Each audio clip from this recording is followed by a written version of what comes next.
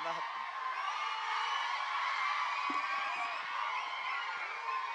అందరికీ నమస్కారం అండి.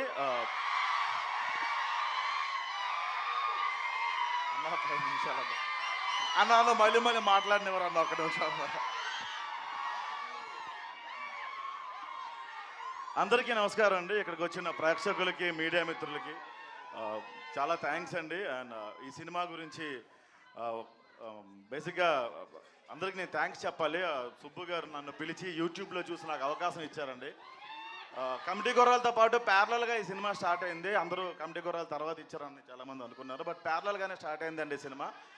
అలాగే అల్లరి నరేష్ గారి గురించి చెప్పాలి అంటే ఆయన చాలా వైవిధ్యమైన పాత్రలు ఎప్పటికప్పుడు మనకు చేస్తూ షాక్ ఇస్తూనే ఉన్నారు. నేనుతో ఆయన అలాంటి వాటికి నాంది పలికారు కాబట్టి నాంది తర్వాత తీశారు ఆయన.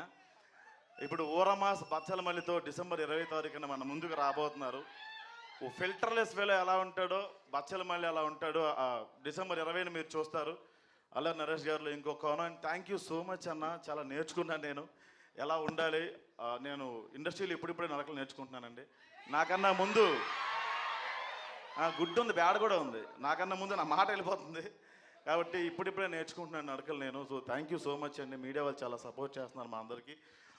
థ్యాంక్ యూ అన్న, thank you so much. Thank you Raju గారు అండ్ థ్యాంక్ యూ సుబ్బు గారు. థ్యాంక్ యూ అన్న.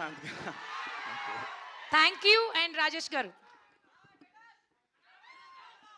Thank you.